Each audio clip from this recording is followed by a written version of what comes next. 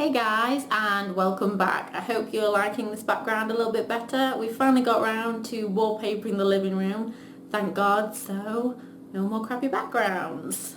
Unless you don't like this, but I like this, so it's okay. What I wanted to do today is a quick update and recap on implantation bleeding. My two original videos have got so many views and so many comments, and unfortunately up until now I haven't been using this channel, and so I was unable to reply to the comments because I didn't even realise they were there. So with this video I'm hoping to answer some of those questions, and if anybody has any more just leave a comment below and I will reply to you. I promise. I will try my best.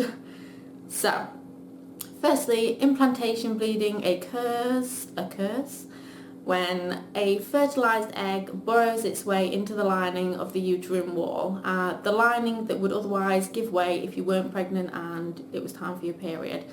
So that's how it happens. It's just a small part of the lining that comes away as the egg burrows.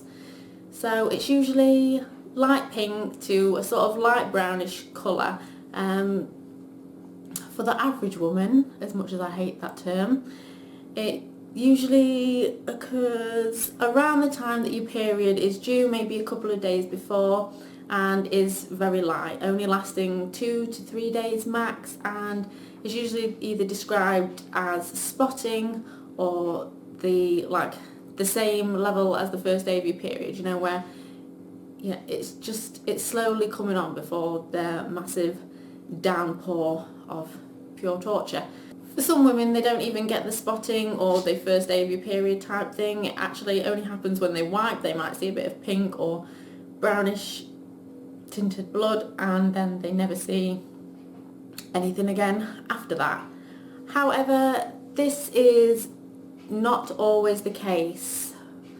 Just like with many things, there are exceptions to the rule, and in this particular area that happens more often than you might think, because every woman's body is completely different, and so every woman's reaction to pregnancy is completely different. Some women do not experience implantation bleeding at all, other women do, and so shush. So I'm going to discuss the difference. Let's just keep hope alive here, because implantation bleeding is different for everybody. So I just described what is on most helpful pregnancy websites, but they just focus on the average woman, and I do not like that, because I'm not an average woman and mine was not like that. So, as well as being coupled with other period-like symptoms such as tender breasts, cramping, we all know that's a pain, fatigue, headaches, sometimes migraines if anybody suffers from the whole period trauma like I do. Also can be coupled with nausea. I get nausea all the time even when I'm not pregnant, so you know. So implantation bleeding can just be so different from woman to woman, and that is something that we all have to bear in mind. So it's really important during the trying to conceive stage for you to really get to know your body and establish what's normal for you. So you really need to get to know your body and establish what is normal for you. And like I said, everybody is different. So for me, I have very, very heavy periods. So anything lighter or different in colour or later, I would definitely notice. So for some women, it can totally mimic a period in both flow and colour, being quite heavy and blood red and lasting anywhere from 1 to 5 days, occasionally a full 7, however that last one is unlikely. There will be differences within it though, like for example, some of the symptoms may not be there or will be worse in some way, and the colour, although still the colour of maybe the average period, it may be a little bit off. Like, it's difficult to tell.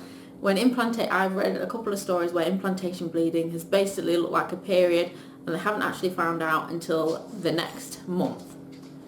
So it's always good to bear in mind to, like, if you feel like something feels different to you, because I know that some women get that if you still feel like you are pregnant after your period has finished, there's no harm in testing. You can test. Keep the hope alive. It could be implantation bleeding. There's no reason why it can't be. For those who suffer like I do from heavier flow, which often results in anemia, it's usually lighter, but not always. So if it's something that you're looking out for, you should be able to tell. Most of the time, if you're looking for changes, you can tell, okay? So, like I said before, it often occurs a week or so before your period or around the time that your period is due, but it can also occur up to 12 weeks after, just like mine did. So what happened with me is that apparently for some women, when they get pregnant, the plug forms pretty much like that, like it just closes up, keeps the baby safe in there. But there's still sort of, obviously it's not fully formed, it doesn't fully form till around, I don't know, 70 weeks, I probably should have researched that. But anyway, so around 12 weeks, mine had managed to make it down and was like a brown, like a light browny colour. And I panicked naturally because I thought I was bleeding, because like at this point I'm like 12 weeks pregnant, so I'm still in the sort of stage where a little bit of blood, you panic, okay? You panic. So, but my district nurse and midwife and GP at the time, because I did ring them all, just told me to rest if I felt anything, to call them if there was a change in colour, because obviously bright red is a bad sign during pregnancy. But they told me that it was probably implantation bleeding, and it's just taken a while for it to get down because, like I explained, some women's plugs form pretty quickly, which stops the flow of what would come away during the egg burrowing into the lining stage. So just to clarify on all of this information, even if it looks like your normal period and you haven't really noticed much of a difference, you can always test afterwards. Keep hope alive for yourself, because I have read so many stories. You can find them, you can Google, they're on NetMums and other forums where people have definitely thought it was a period, and it hasn't been until the next month or even the month after that they've tested and found out, and then gone for a scan or whatever and found out that they're actually quite far along and what they thought was a period was not. Other stories have happened where women stay on their periods throughout their pregnancy.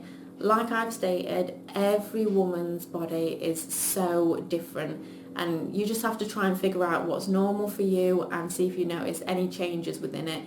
And even if you don't, there's still a chance. So yeah, that's it for today. If you want a more strung out version with a less focused me and short hair, feel free to go and check out the other two videos, which I will link below. But that's it from me today. I hope you enjoyed this video, and if you have any questions that you need answering and you don't want to research yourself, comment below, I will find the answers for you. But just remember, everybody's body is different. Not everybody fits the average woman stereotype. So just remember that. Keep hope alive, and if you're trying to conceive, honestly, the best of luck.